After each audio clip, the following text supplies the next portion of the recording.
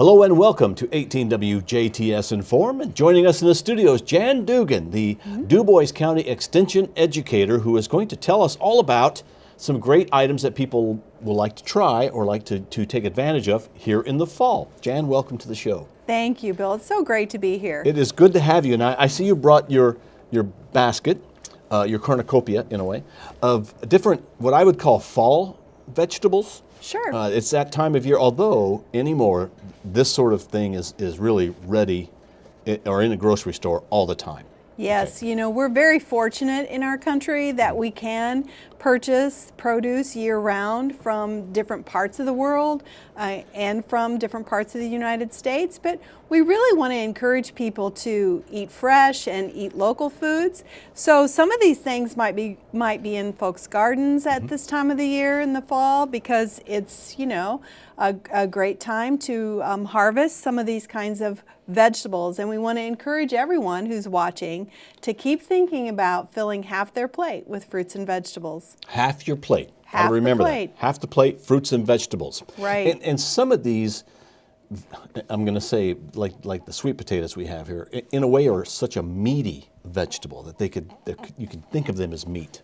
Well, they don't offer the protein that meat offers, but they are, as you said, a heavier food, so they are very satisfying. They do provide carbohydrates, and the beauty of all the vegetables is that they provide us with a lot of nutrients and antioxidants to protect our bodies, to help keep us healthy, to help us manage chronic diseases. So, you know, we really need to focus on trying to eat more vegetables and more fruits. So today we want to talk a little bit about the leafy greens I have here.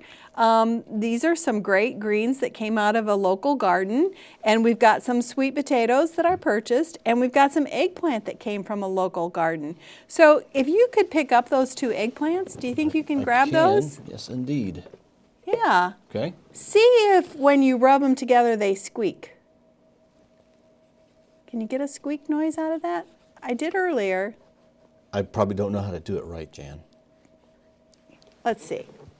You make them squeak. See if we can make them.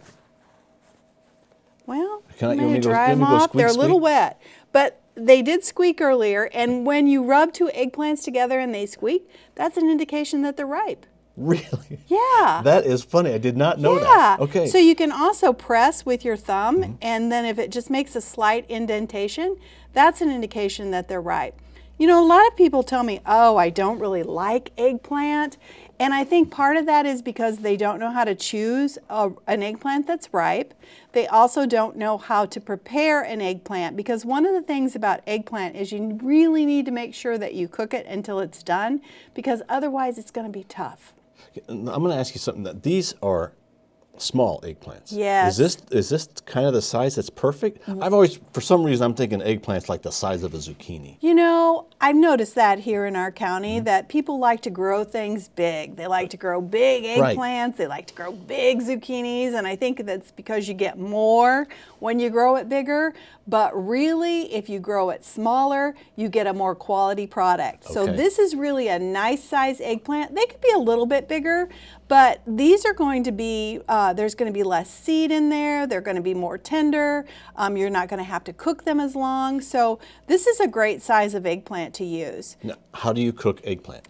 There's a number of ways that you can cook eggplant. Grilling eggplant is a great way to do it. You can grill it. You can roast eggplant. You can saute it.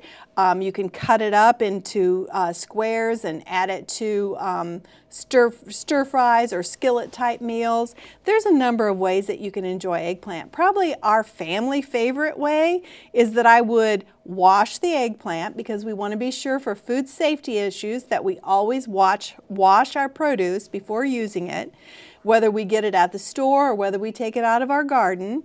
So we wash it, we peel it. I would slice that eggplant into about 1/4 of an inch slices. I would put a little lemon juice on each side. I would bake that in about a 425-degree oven for about 5 to 10 minutes per side. And then I would create eggplant parmesan. There's no breading on my eggplant, so I've eliminated those calories, but I still have a little crisp eggplant because I've browned it in the oven on a tray with a little lemon juice on it. And then I layer that with a little spaghetti sauce and a little Parmesan cheese and a little mozzarella cheese. And then that can be used, you can eat it as is, you can eat it on top of pasta, or you could even put it on a sandwich. So it's like an eggplant stromboli. There we go, something new. Yeah. An eggplant stromboli. Yeah. So I even like to grill eggplant and then eat it on a sandwich, like a meatless sandwich, because I think the eggplant is a texture like meat. So, you know, it's kind of like a portobello mushroom, too, if you've ever had that. That's kind of a meaty kind of vegetable, or it gives us that meaty taste or flavor or texture. Yeah, thanks, Bill. So that's eggplant. So the greens, we want to be sure that we wash the greens completely and then use those. We could store these in the refrigerator before washing. Now, if you take them out of your garden and you want to store them in the refrigerator, you want to put them in an airtight bag. You might even want to put a paper towel in there with it just to absorb any moisture in the zip-type bag that you want to store it in.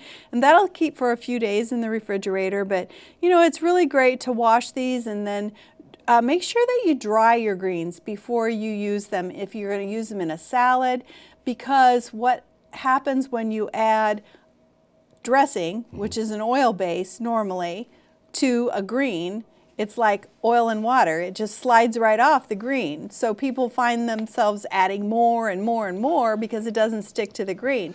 But if we would dry the greens by using a salad spinner or using paper towels, get them dry before you add that salad dressing. You'll find you use less salad dressing, which is a healthier option for us. And then we've got the great old sweet potato down in here. They're just great. In the fall, I love sweet potatoes, and I was actually talking to your staff about how they prepare sweet potatoes, and one of the folks here, they really love sweet potatoes with cottage cheese on top. A baked sweet potato, sure. And then serve it with cottage cheese on top. So right there, you've got vegetables and you've got your protein from your cottage cheese, a great light meal. Add that with a green salad at night, and you've got a great light dinner. Sweet potatoes have come a long way, baby. Remember the old tagline? It just seems like they have, because, you know, before you had sweet potatoes at Thanksgiving, that was right. it. And you had it as in a way, I guess, a casserole with the marshmallows on the top. But now you can have sweet potato fries, which are basically baked. Then there's all kinds of sweet potato soup, and like you said, a sweet potato baked potato. Right, right. So there's so many ways. You can even chop this sweet potato up into little squares, and you can have like sweet potato hash browns that you would cook, preferably with canola oil or olive oil on the stovetop, because those are heart-healthy oils. So we just want to think about different ways that we can use the sweet potato other than smothering it with those marshmallows. Right. You know, that's fine to do and occasionally, and that's usually a Thanksgiving treat for most families, but there's so many ways that we can enjoy the sweet potato. And a sweet potato is one of the orange vegetables. Remember, we want to try to put a rainbow of colors on our plate also. We want to pick the greens, the reds, the yellows, the purples, the orange vegetables. Orange vegetables, we should have a couple servings every week of an orange vegetable. So, you know, when you think about orange vegetables, there's some choices, but there's not a whole lot of choices, because you think about carrots, you think about different kinds of squash, you think about the sweet potato. So, you know, when you think about it, there's really not a whole lot of orange choices. There's orange peppers. So, you know, you could plan to have a sweet potato once a week and fix it in a number of different ways so that you can get those great nutrients that we get from sweet potatoes and fiber.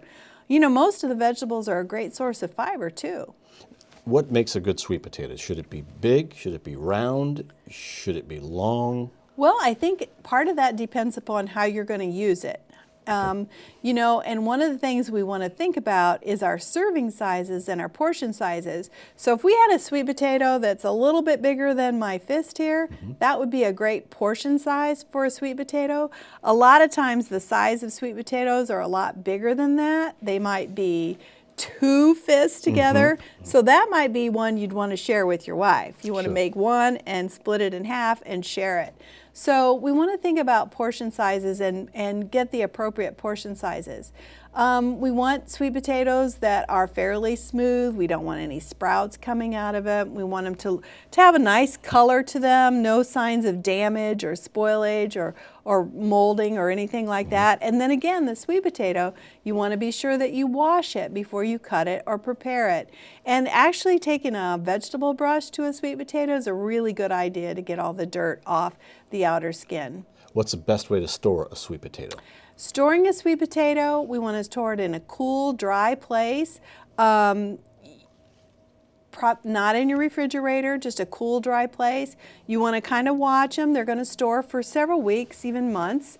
But you want to be sure that you watch, and that if you see any sprouting happening, you know what? It's time to use that sweet potato. And I guess if you wanted a healthy snack, you could go with sweet potato chips. Sure, you could make sweet potato chips.